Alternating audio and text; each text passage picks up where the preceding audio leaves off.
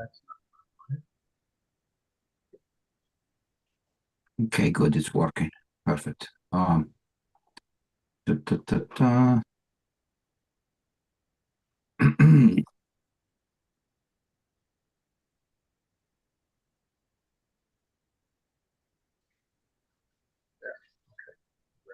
Okay, you guys are live, and the way now will make you the host, so you can go. You can get going.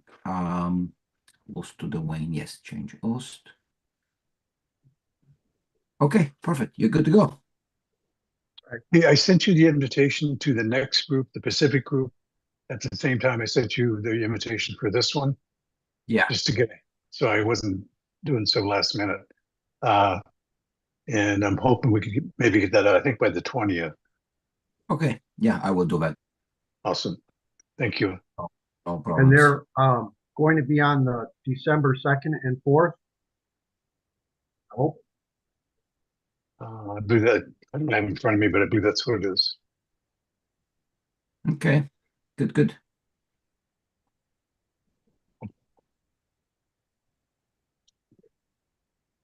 I will double check that, Okay.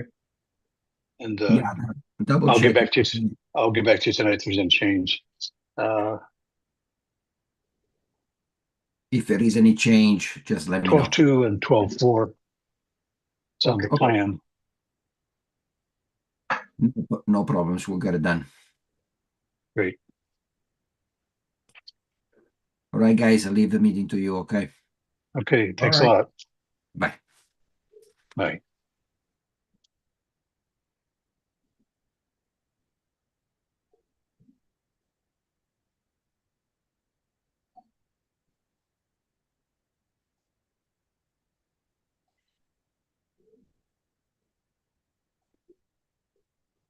Twelve two and 12-4. Okay, good. If you have a chance after this session, if you could just give it a quick proofing, just in case you see anything else. But I think it's hopefully good. Okay. And another set of eyes is always a really good idea. Because once I look at it 5 or 6 times, stuff doesn't register.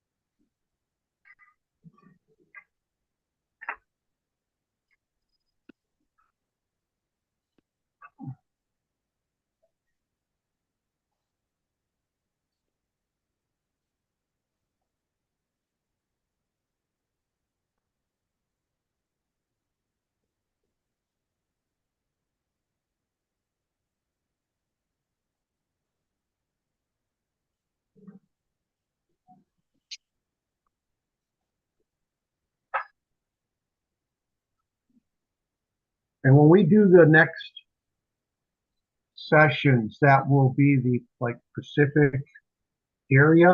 That will Yeah, still be 10 o'clock Eastern Standard Time. right. Okay. Yep. Now, Arizona doesn't do any of that time change stuff. Yeah, I mean, I figured they know what Yeah. they're used to it. But if they just tell the time that we're using, the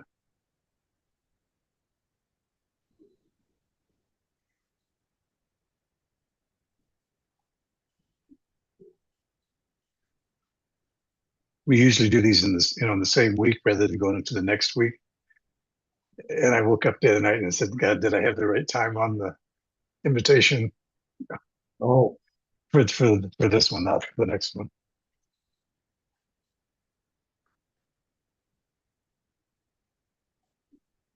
Doing that rollout plan really helps me because there's just a lot of different parts for each session. They're in mhm. different time zones.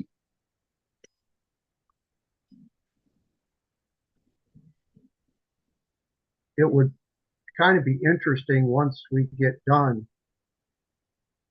somewhere, before the end of the year or somewhere close there to find out in total through the year for all these sessions, how many participants did we get? Yep. I think Andrea sent that to me. I thought I sent you a copy, but maybe I didn't. It just up to date, not for this session and the last one, but up to then, I think. Oh,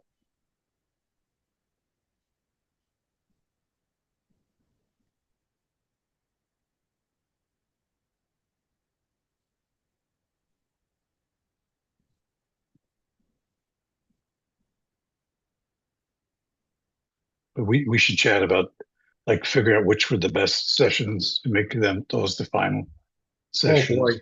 I will have no idea because I know I kind of present slightly different with each. So, Yeah. I mean, the only one I could say might not would be good would be the one where I had trouble getting that, like box out of the center.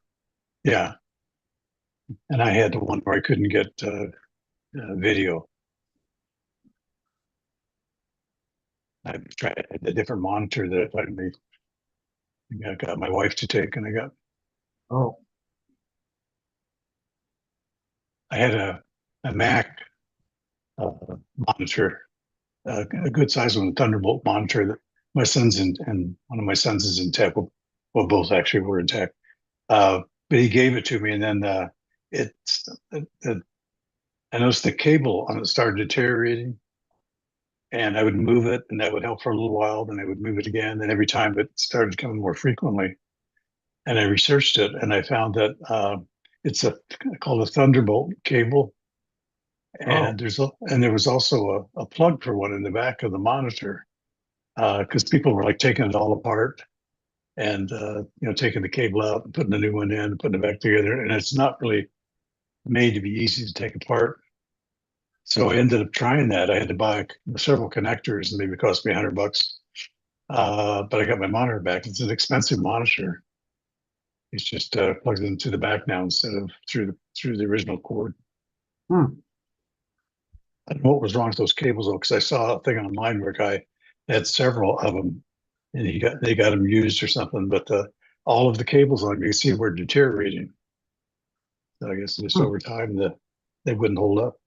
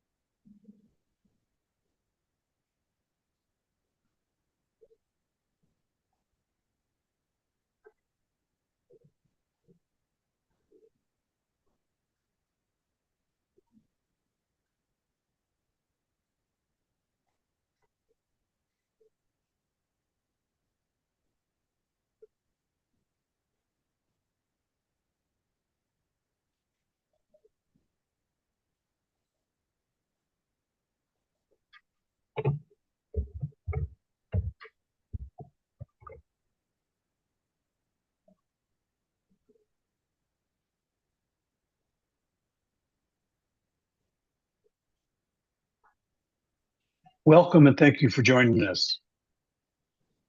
My name is Dwayne Rose on behalf of David Desimone, the director of the H Directorate, and myself. I'm a division chief in the H Directorate for recruiting and retention. And Rio Annis, our presenter tonight, we welcome you. One of the ways we can help meet our objectives to get new members and retain current ones is to offer training that will support the knowledge that our HR team really needs, and that's why we're here. Today's training is on new members, onboarding and beyond. This is our third of 3 topics, and it's the final plan topic for 2025. Chances are good that we will be doing more HR team training next year. We're looking at that now. In a few minutes, you'll see what we mean by onboarding and beyond. I think we've all started to evolve past recruiting as really the answer to getting new members on board, because we found that getting a member on board is really important, but there's still work to be done to make them a satisfied and an engaged member, and we want to talk about some of that tonight.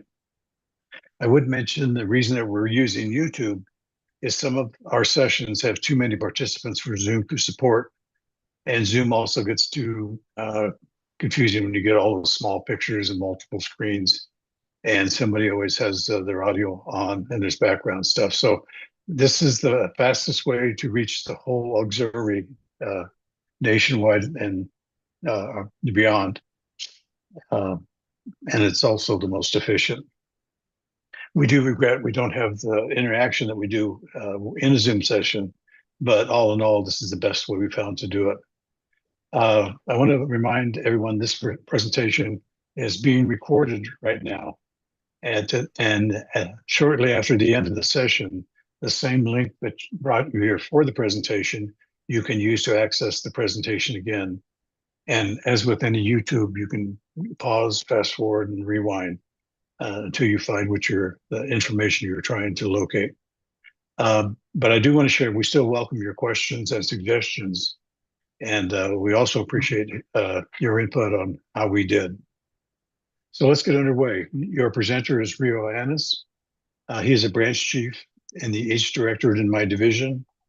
He's also a division commander, a district staff officer for human resources, and a human resources officer in the division and in the flotilla. And he's also a flotilla staff officer for marine safety, just in case he gets bored.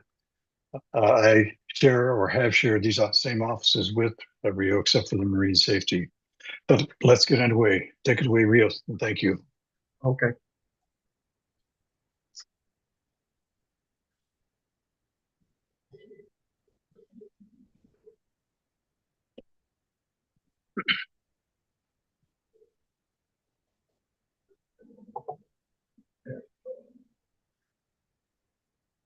All righty. Yeah, as Dwayne said, tonight's session is new member onboarding and beyond. We want to, kind of help you out with when you get a new member on, what you're going to do with them. So getting your new member through the onboarding process, does it really matter? Yes, it absolutely does. How we get them through that process and covering all the bases really makes a difference, because it helps with making that new member feel really welcome and that they're getting the assistance they need.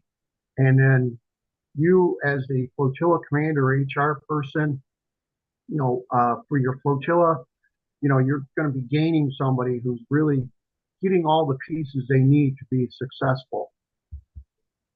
So onboarding is a critical phase for a new member. Now, we should not assume that a new member that joins is going to be a self-starter, one who's completely able to navigate their way through, the process on their own. That is really rare. And even if they are able to do that, we should still be working with them. Most new members are going to need a lot of assistance. They're going to need our full attention. and guidance from leadership and the mentor or mentors. The new member and mentor, whoever that person might be, they need to walk through this phase together. You can't simply just give, the new member, here's a link, go do this training, and expect that to happen successfully. They will feel abandoned if you're not working with them. So again, welcome tonight for this presentation. The HR position is one of the most valuable positions of all other bridge staff, since you are the lifeblood of the auxiliary. Without HR, there's no new members. You are mission critical. We're the people that works with the brand new person from the time they're a prospect. We're getting through the application process, and then we're helping them from that point forward. And we're there from the beginning, middle, and end. And this is just like any private sector HR. We're there to assist our workers with almost all of their employment needs. And yes, we are the go-to people for members who will ask, throughout their time in the auxiliary, how do I do this? Whatever that is, that it is. And even if it isn't particularly something that's in your direct function, you have knowledge about, we should always help or direct them to assistance. So consider yourself an unofficial but vital mentor. We are Team Coast Guard. Semper Paratus. So presentation note here. The content of this training is to promote efficient and correct nationwide standard practices throughout all flotillas for the tasks that we commonly perform. It is also intended to offer district HR officers basic vetted training materials for new officers and to refresh current ones. And that's so you don't have to create a whole presentation on your own. We're giving you that product so you can use it however many times you want, in whatever fashion you want, to continually help out your staff. However, we do understand that there may be differences in these practices between districts, and DIROCs, and in these instances, you should always consult with your chain of leadership for directions and questions. So what's the next step? Well, you got your prospect's application submitted. So there's going to be a waiting period until they get that employment ID number. So now what do you do? Keeping your member active until the enrollment notice received is critical. We can't just leave them sitting for weeks or months or so without contact or involvement. So we need to invite them to events or missions. Whatever you're doing out in the public, whether it's public affairs, vessel exams, or something like that, invite them along so they can see, your members in their area of what they're doing. And maybe that would, garner some interest from that new member that they might like to do that too. Keep them involved in flotilla meetings so they can meet other members, have some activity. Always welcome them at a flotilla meeting. Ask them questions, get them involved. Provide training related to their interest. Now, it could be training that you can do offline from being, in the auxiliary site. So you can think of any kind of training that you're doing, invite them to go along too. And then always think, what else can you do? There could be many other things that you could do to get that member involved. But once they get their employment ID number, there's so much more. And that's why onboarding is even more critical. So what we're going to cover tonight is like the initial orientation, the new member essentials, accessing Aux Data 2 and Aux Officer Directory, member profile changes, uniforms and their procurement. We'll touch a little bit on the Coast Guard Exchange where you can get uniform items, as well as the Coast Guard Auxiliary Association. We will be discussing training, the new member training, core and BQC 2 and other mission qualifications and requirements, new member mentoring and individual development plan. And then we'll talk about some other items, like once they've gotten through their training, how do you get them from AP to BQ status? How do they get an ID card? What's your process? New member reports. Of course, we now got them involved. They're doing various things. We want to make sure that they know how their hours, their activities are reported. And so, we'll assist them with that. So new member orientation, things you might like to do in the beginnings, like introduce them to 2 really important FSOs. That would be the member training and the IS to assist new members through their first 9 months or beyond. Or you might assign a mentor who's very knowledgeable in all areas. They will be getting a new member certificate. Usually that is sent out by DIROCs once they get their enrollment ID number. You want to have the new member do their oath, their pledge at a flotilla meeting. Provide instruction to obtain a password through the member zone, aux data 2 and aux directory, and how to navigate those systems. Review opportunities and options. What do they want to do? What's their interest? And then help them start planning and how to get there. Assist a new member with obtaining uniforms. That's very critical. So the new member certificate. Now I know in District 9 Central or District 9, Great Lakes, the DIROCs will actually send out a welcome email with a copy of the new member certificate, giving them a welcome aboard and telling them what their new member ID number is. And so, but they will also mail out an original new member certificate. Once you're aware that a new member has actually joined your flotilla through this process, and you're welcoming them, keep the conversation going. Make sure that that new member actually has received their certificate. It could be that it didn't get generated by whatever error, could have gotten lost in the mail, but this is really important. You want to make sure that they get this certificate. And then at a flotilla meeting, we'll want to do the new member pledge with that new member. And the pledge is in the aux manual, if you weren't aware of that. And you may have gone through that yourself, but we want to do this at a flotilla meeting. You can make it personal. I took the new member pledge. I put it on a background, the Coast Guard emblem, a watermark, and personalized it with the new member's name, signed it. So once we give the new member pledge, this was theirs to keep as a, kind of a remembrance of taking that pledge. You can do anything, that makes things more personal with the new member. It really kind of goes a long way.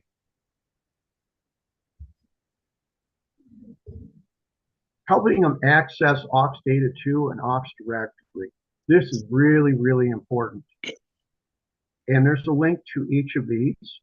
Now I know the new member should be getting an email from DIROCs giving them their login for aux data 2. Of course, they'll need to set up their own password. And these links here are the sites to get to. And I'm sure your IS person will be knowledgeable in this area. But we want to help the new member get set up in this. And getting set up in aux directory is really important too, because that Moodle classroom will key on this login and password for the classes.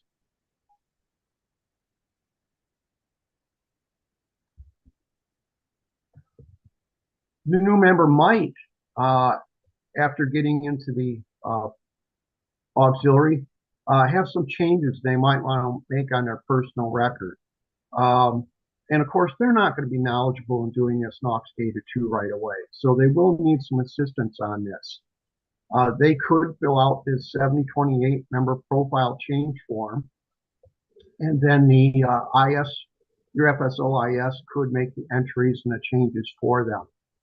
And this way they've got it in writing and you know exactly what the changes are, supposed to be made, and it will be done correctly.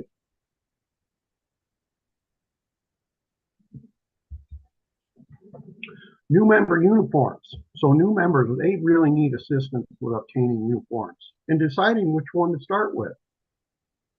This can be quite frustrating for a new member because they don't really know what they're supposed to have and what uniform that they should have. And that would be based probably on what's their interest, what do they want to do.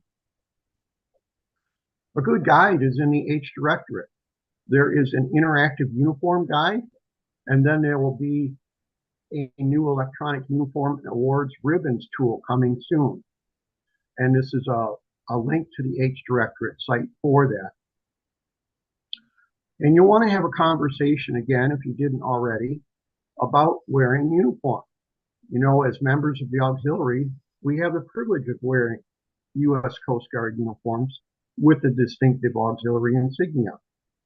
And when we're in the public, those we help, they don't distinguish between active duty, reserve, and volunteers. To them, we're all the same. And of course, it's our responsibility to understand all the components of the U.S. Coast Guard auxiliary uniform.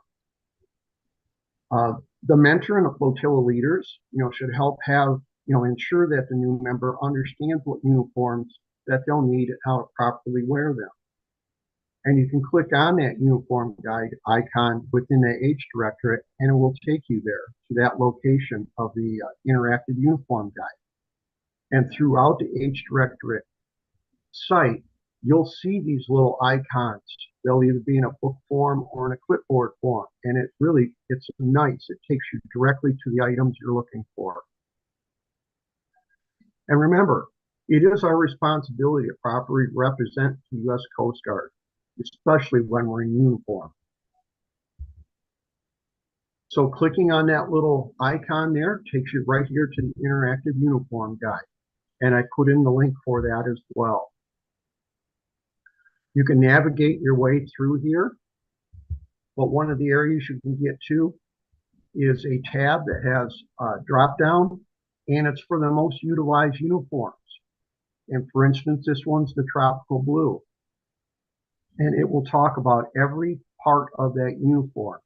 And of course, this image is showing the combination cap, but it does in the print up there talk about the garrison cap, which is more less expensive than the combination cap. This image was just to show you how it will appear, what you get to see when you're working your way through it.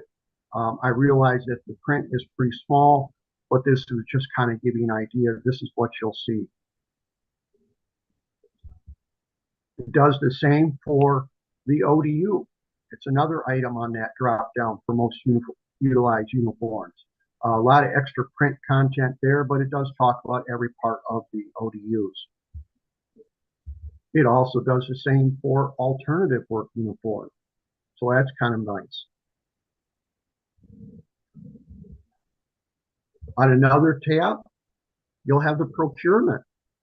And each of these links here, like the Auxiliary Center, AUXCEN, Coast Guard Exchange, will take you right to that site. So you can get uniform items from there. And it does the same for flight suit items, the alternative work uniform, and the chaplain's polo. Well, looking at the Coast Guard Exchange as an example here, so it takes you right to the site. You want to help the new member get logged in here, get set up. So they're setting up a new account. And remember, when they're going through the process, you need to check the Coast Guard Auxiliary box and then add their employee ID number. And then they will have access to all the uniform items in the Coast Guard Exchange online site.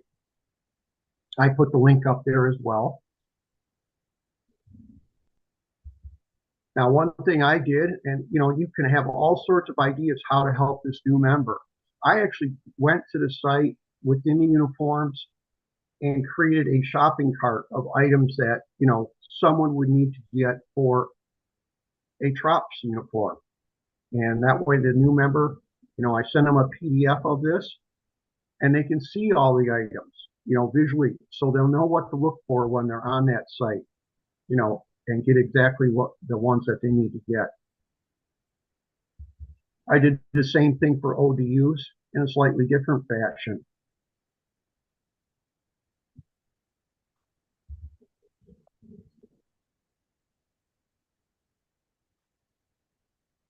But it's also helpful when you meet with this new member that you kind of take them through the site yourself so they can visually, see where things are at and how to find them, and explain that when they're getting the name tapes, how that works.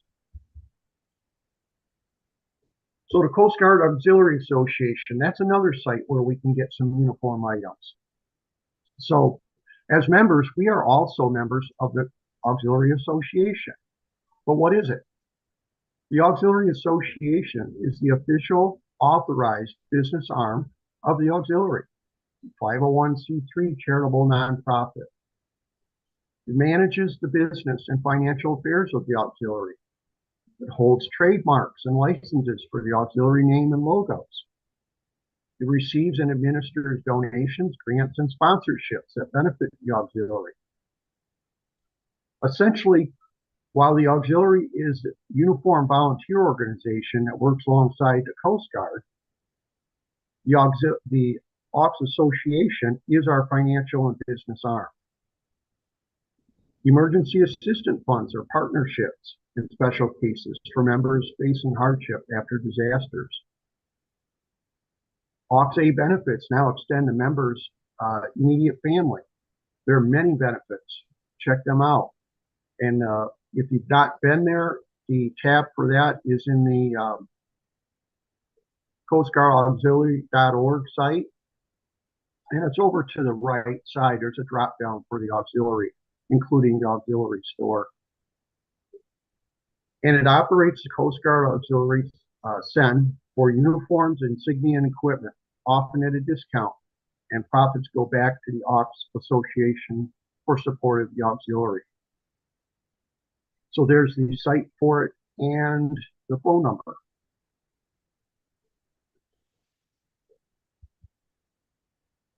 New member training. So another good start, again, back to the H directorate. You got a lot of good information there that covers almost everything for a new member. So along the left side, you go under new member info tab, and I have the link there. And, assist in the completion of required training. That's something we really need to do for the new member for this core and BQC2. This too can be quite frustrating for a new member. We cannot, again, give them a link and say, here, go here and do this training. It isn't always that easy if they've never been in our system before. I once had somebody told me, just go to Moodle.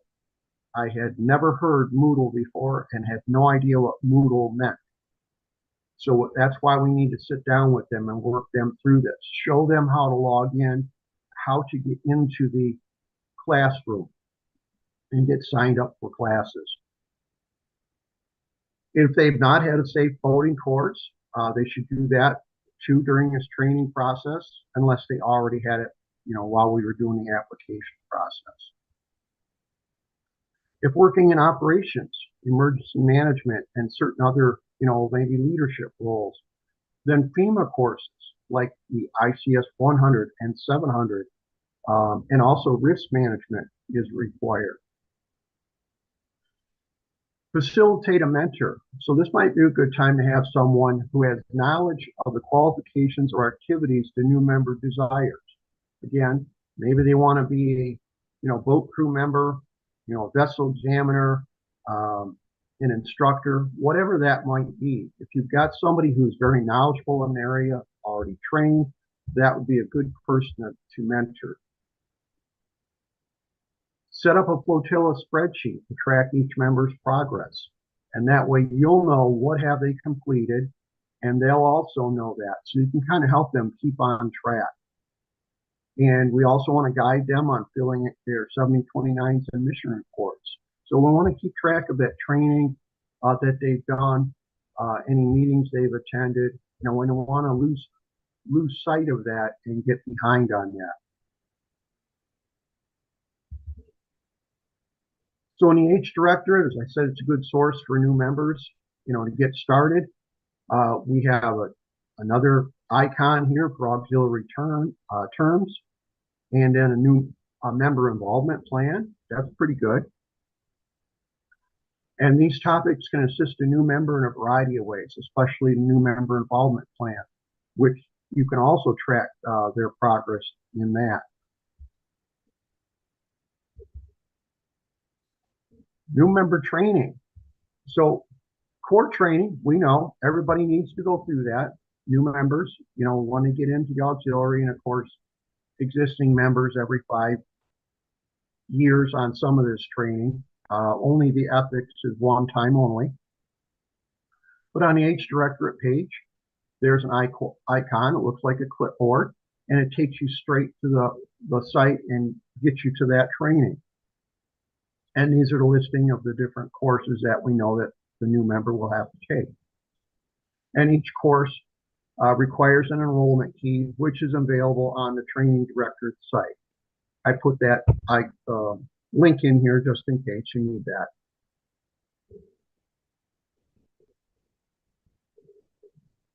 Basic qualification course, BQC2.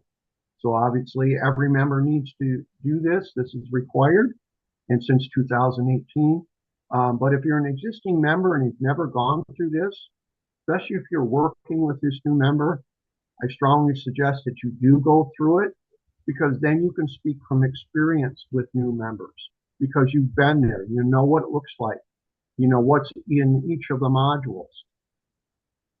And this BQC2 also prepares this new member for leadership positions of greater responsibility. And it's needed to achieve BQC2 status, and a great orientation to a key resource, the auxiliary manual. These need enrollment keys too, but you'll get that when you get to the training directorate site. So this is kind of an example. Once you get to that new member training site, which is the classroom, this is where you'll have your new member sign up. So you just click on that blue box there where it says sign up or in with USCG aux, and that will use their login, which is their ID number, enrollment ID number, and whatever password they created in the aux directory. It's not the one for aux data 2. Just in case they've been working and then they went dormant for a little bit and the session times out, we don't want them to be confused where they try to put in the username and password here, because that will not work. It will ask them to create something new, which they don't need to. They need to just go a little lower down where it says log in using your account, and that little sign in with USCG aux, that's what they'll use, and that's their enrollment ID number and their password that they already created. Required training is vital to the success of members. It's mandatory for a reason. The sooner it's done, the sooner members possess knowledge they need. Members that are slow to obtain this training tend to be less engaged or active and less satisfied with the auxiliary. And you know what happens after that? They may soon disenroll. And we don't want that to happen. We want to keep them engaged, keep them active. They joined for a reason. Let's keep that going. Most important attribute for a new member, a can-do attitude. I mean, we can teach the skills, but we really need to have somebody who has a good attitude and is willing to learn. If we show the interest in them, they should also give that same interest, and we'll get through it together. Many districts reward members that achieve their required training in less than 30 days, and it's really not that hard. Some members get it done in a couple of weeks. Sometimes they might get it done in 2 days. I have seen that happen. Now, in Great Lakes District or our 9th District, I know our Commodore has given out a challenge coin for those members who completed training within 30 days, within receipt of their member ID number. So check with your district, see what you might have. Maybe you don't have a challenge coin. Maybe you can create a certificate or something that rewards that new member for accomplishing something like this. Continue with new member training. We're still in that H directorate page. And as you scroll down, you'll see that there's little icons for a variety of different mission areas. You can click on any one of those and it gives you a good description of what's required for that mission qualification. And it will even give you a ribbon example. And I did that for the vessel examiner here, just kind of give you an idea. So this is good. If you open this up with this new member, you know, you can show them this is what you can achieve when you get through this qualification. It'll show you the program prerequisites and the work requirements, and also the a link that takes them straight to the National Testing Center. So it kind of makes it easy, you know, basic information right there.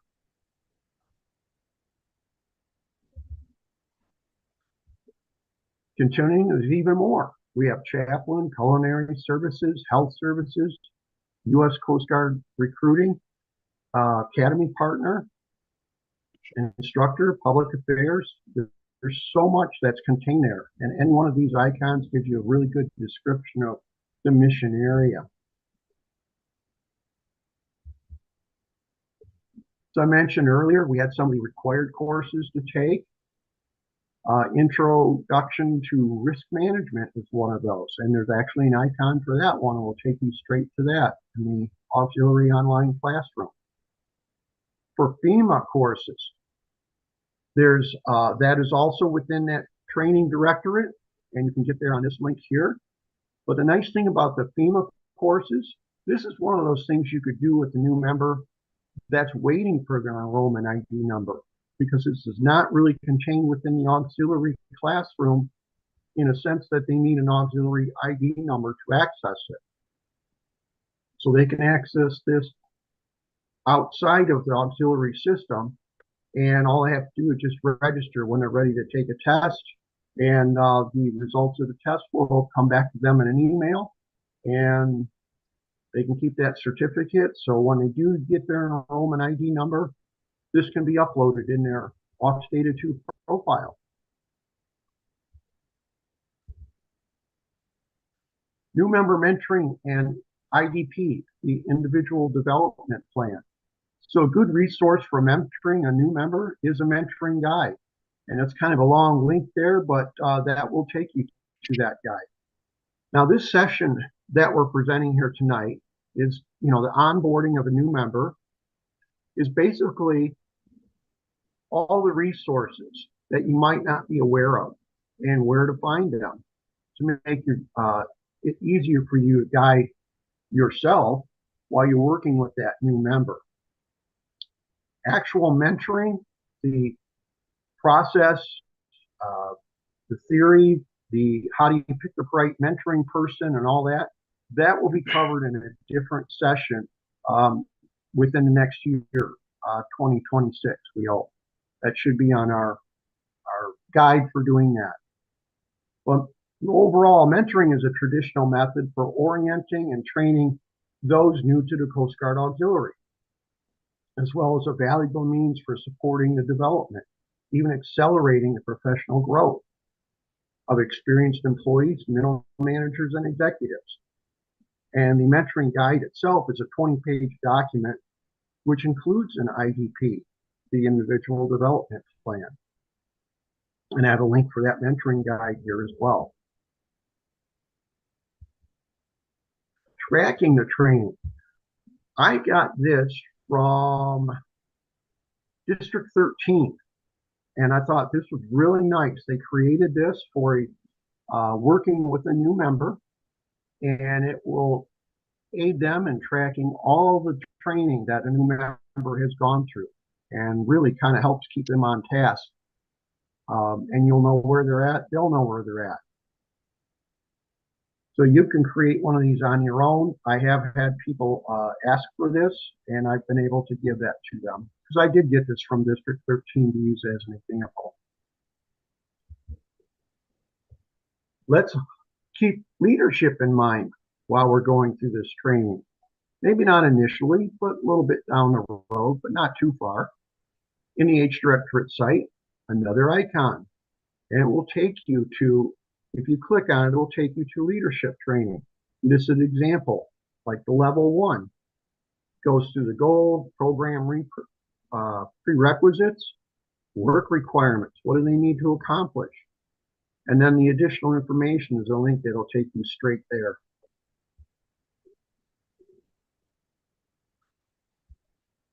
And we always need new members that want to be into leadership roles. We can't survive without that happening. So we always want to keep, in mind with new members that they need to progress and take on responsibility to help us do our job. So a new member's gotten through their core training and their BQC2, and they may have a boating safety certificate. So you need to verify with your chain of leadership for the correct method of getting them from AP to BQ qualification. That does not happen automatically. The courses that they take will automatically upload into BQ, the aux data system. But the change from AP to BQ does not. That needs to happen by way of information services. So how you go about doing that is going to vary between districts. In my district, Great Lakes 9, on our District 9 website, we actually have a web form that flotilla commander can fill out, and it will indicate that the new member needs to go to BQ status. And he submits on that, or she, and it goes straight to the IS. And that's how that change is made. Yours might need to be a piece of paper, form that you need to fill out. Just verify how you go about doing that. We do want to make sure that they get changed once they've completed their courses. Some districts may even submit proof of the core BQC to requirements, but it's in the system of aux data, so it should be easy to verify. If they are changing from AP to IQ, or I'm sorry, IQ to BQ, and that's basically IQ, they've completed a core training, but they did not have their boating safety certificate, so they can get upgraded to IQ status. To get from IQ to BQ, they just need to submit a boating safety certificate.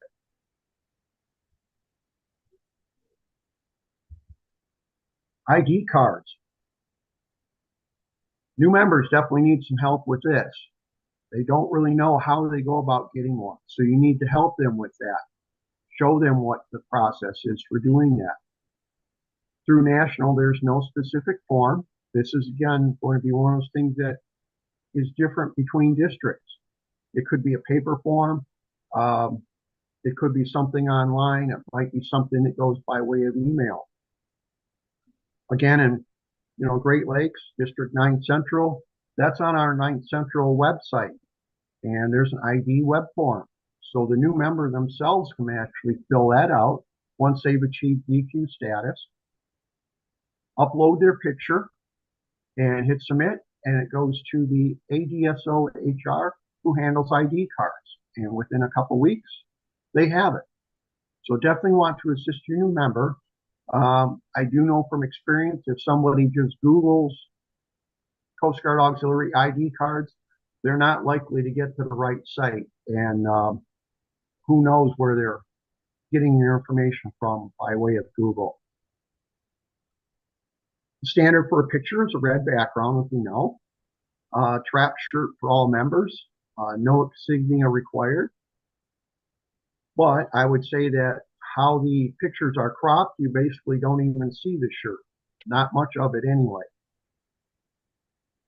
They do need to be current with core training and in good standing. And, you know, like existing members, this would be an issue. Dues paid, etc. And you have to be BQ or IQ status to get an ID card. Can't get it while you're in AP. Do not send any personal identifiable information. Just be aware of that. There are regulations on that. New member reports. So we know initially when a new member gets in, they are not going to be proficient with aux data 2. So we're going to need to assist them with how to submit reports.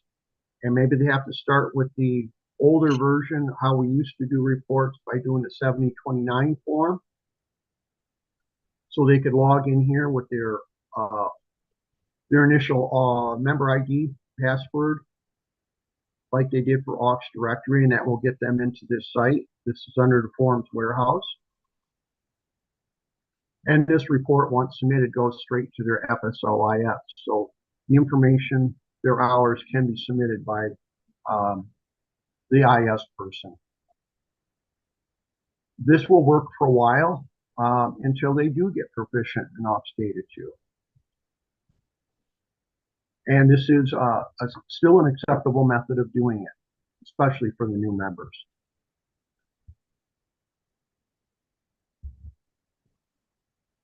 And of course, they'll need assistance with how do they fill out other reports for various missions. It could be public affairs, could be vessel exams, program visit. So they'll need to be shown how to do this report. And they can open up the report, fill it out, save it as a PDF, and attach it to an email and send it to their FSOIS. Again, once they get proficient in aux data 2, then they won't need to do this anymore. But also remember, we did have a time when aux data 2 was down, and we had to revert back to this method. So it's good to be proficient in this older method anyway. So what we covered tonight was, you know, the orientation, going through the new member essentials, accessing aux data 2, any aux officer directory, member profile changes, uniforms and their procurement. We looked a little bit at the Coast Guard Exchange site and the Coast Guard Auxiliary Association. We went through how the training goes, the new member training with the core and BQC2 and other required training, how to get at mission qualifications and showing those requirements. The H Director site is really a valuable resource for getting a lot of this information. The new member mentoring and individual development plan. These would be good tools to use as you're going through this onboarding with a new member. Other items we spoke of was the status change from AP to BQ, how to get ID cards, which will be up to your district, how that is handled. So make sure you have a good understanding of how that process works so you can guide the new member through that. And then new member reports.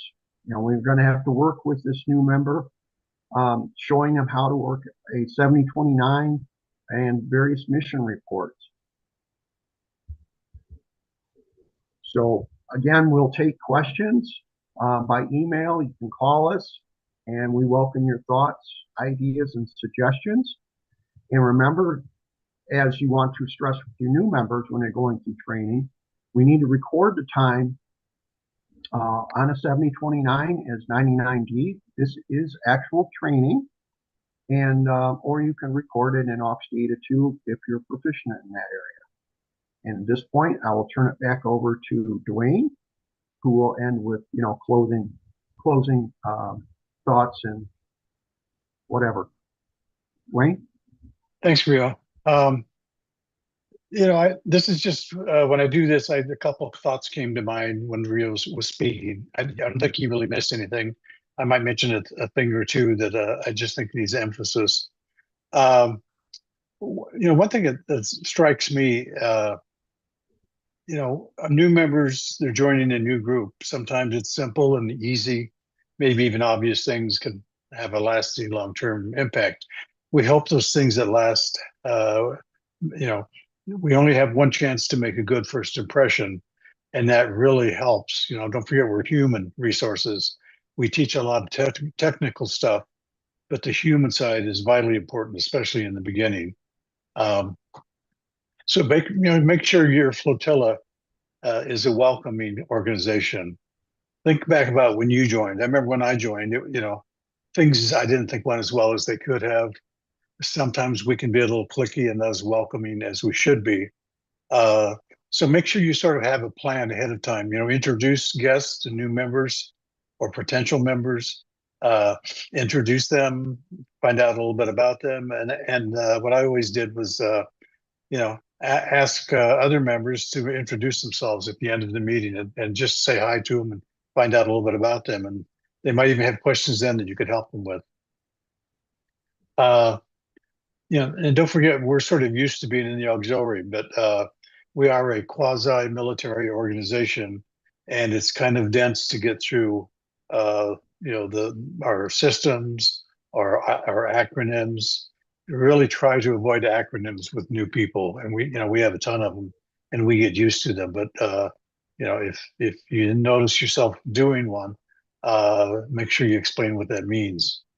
Part of onboarding is we've come to appreciate the critical role that mentoring plays in the success of new members. And the approach that I always take is I'm still a flotilla staff officer.